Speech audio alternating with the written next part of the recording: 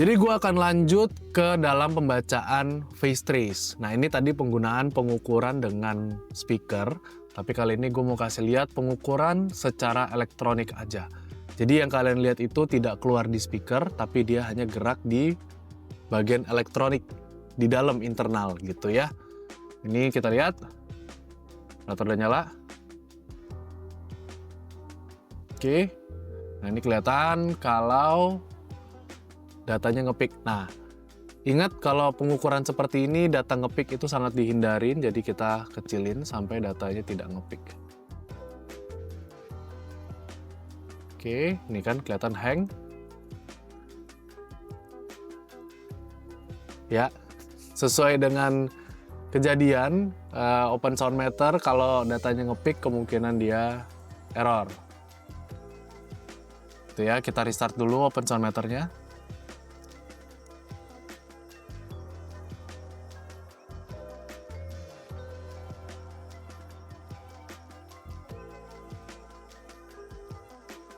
Ini kebuka lagi open sound meternya, kita coba benerin. Generator kita nyalain. Nah, ini kita kelihatan ya. Kalau pengukurannya ada di sini di bawah. Oke, tapi referensinya di bawah level measurement-nya, jadi kita bisa mainin sedikit referensinya. Oke.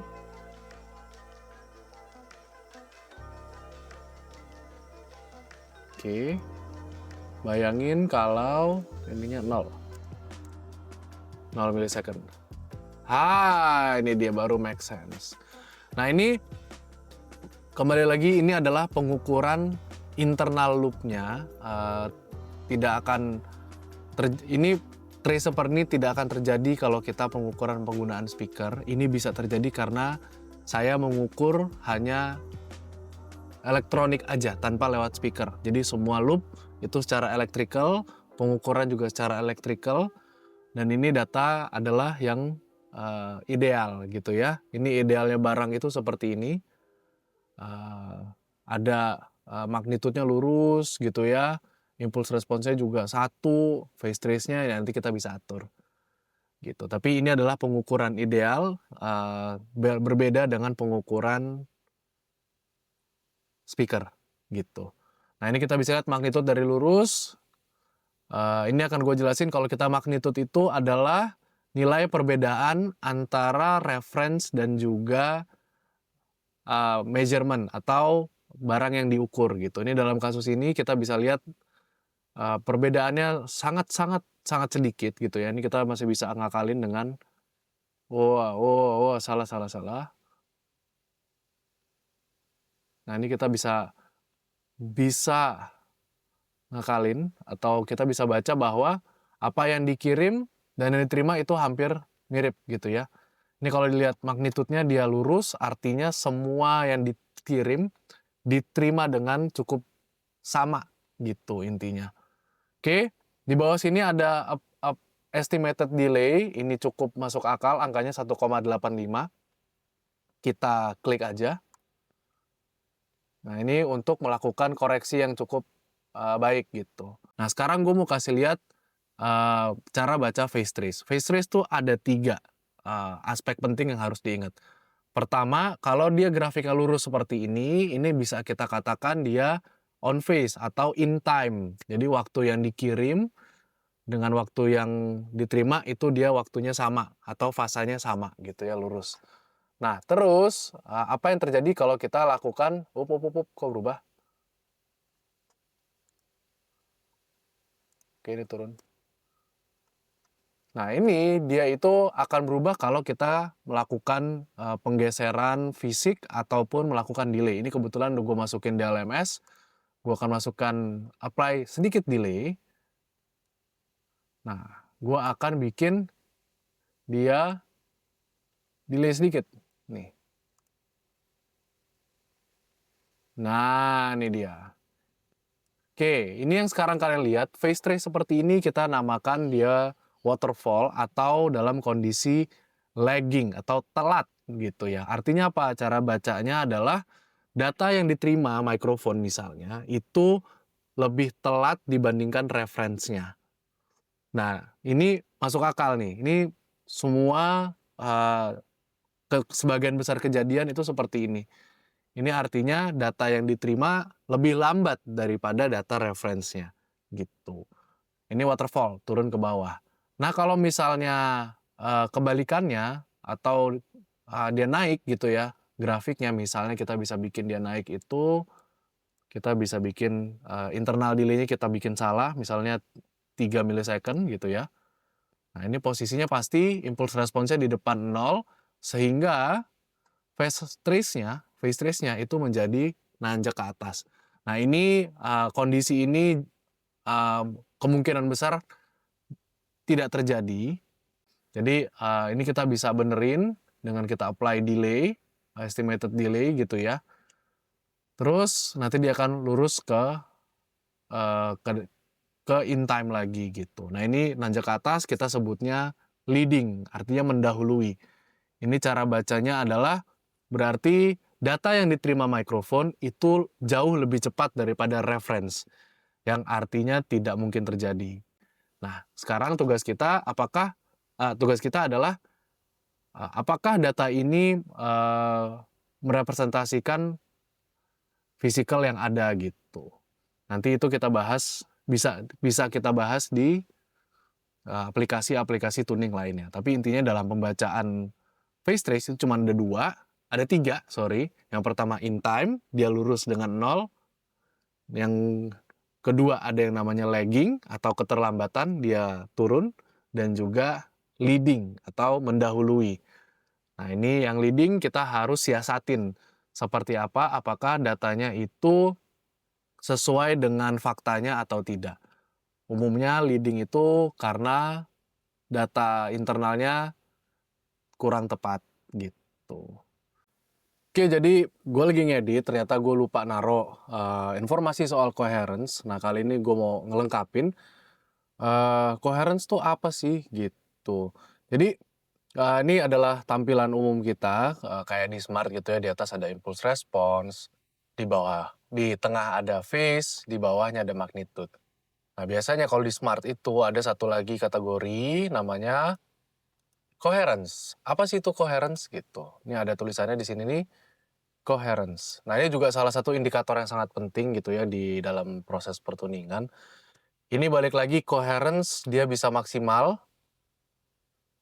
Kenapa? Karena gue melakukan internal loopback di dalam sini semua gitu. Oke, ngepas dulu. Show helpline gitu ya. Jadi ini adalah ada helpline, ada coherence aslinya yang warna merah gitu ya. Ini bisa naik semua kalau gue melakukan sistem loopback secara internal atau secara elektrikal ini. Dan tidak melalui speaker gitu. Jadi ini adalah kondisi ideal sekali lagi. Jadi coherence itu apa sih gitu. Coherence adalah balik lagi tingkat kemiripan setiap frekuensi gitu ya.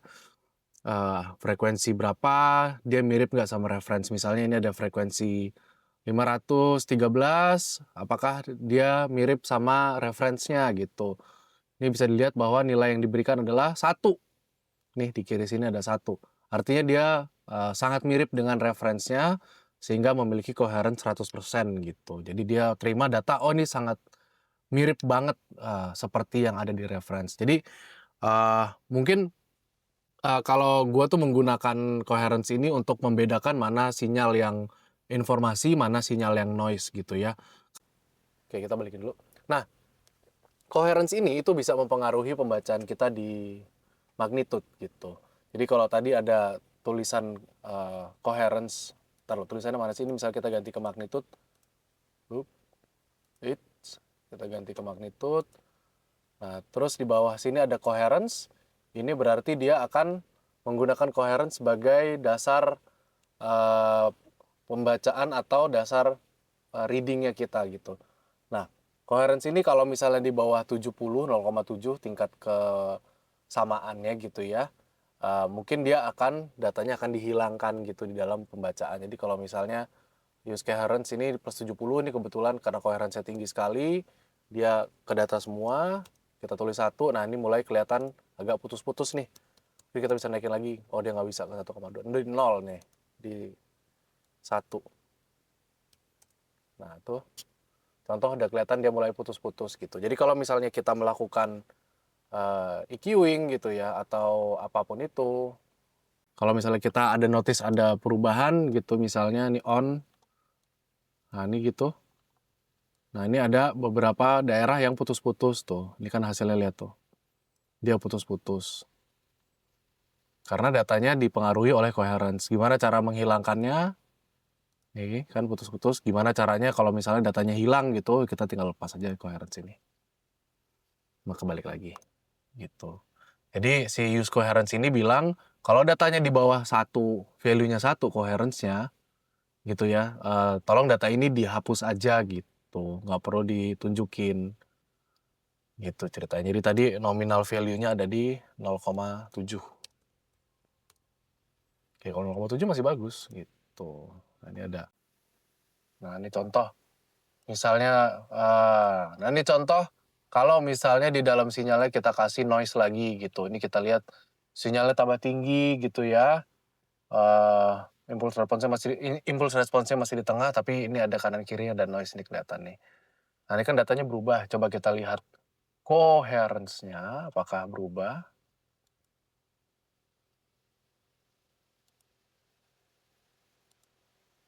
Ya, mulai bergejolak, ya kan? Jadi balik lagi, coherence ini adalah tingkat kemiripan antara sinyal yang diterima, sinyal yang di-measure dengan referensinya. Nah ini kebetulan gue menggunakan ping noise lagi di dalam LMS-nya gitu ya. Sehingga di data yang diterima itu ada 2 ping noise dari generator dan juga ping noise dari DLMS-nya.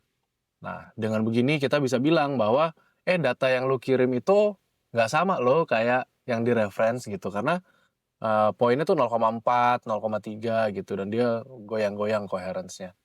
Ini kita bisa lepas nih help-nya. Jadi ini kita bisa bilang bahwa data yang diterima itu tidak sama dengan reference. Alhasil apa? Magnitude trace-nya kita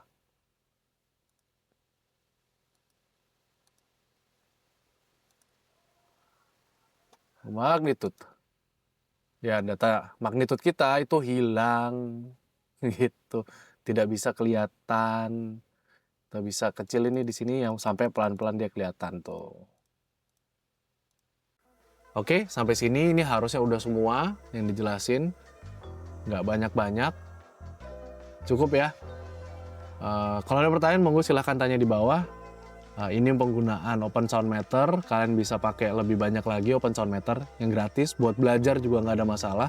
Oh iya, Open Sound Meter itu sebenarnya dia bisa ngukur SPL. Jadi sebenarnya Open Sound Meter ini cukup banyak fungsinya. Ini kita bisa kirim dia jadi level ataupun numerik. Nah ini kita bisa lihat ini berapa dB SPL-nya. Ini karena gua tidak melakukan kalibrasi, tapi kita bisa tahu bahwa SPL-nya itu segini. Jadi ini cukup powerful. Software-nya bisa dipakai untuk belajar tuning gitu ya. Sampai sini dulu. Terima kasih. Sampai ketemu di konten berikutnya. Dah.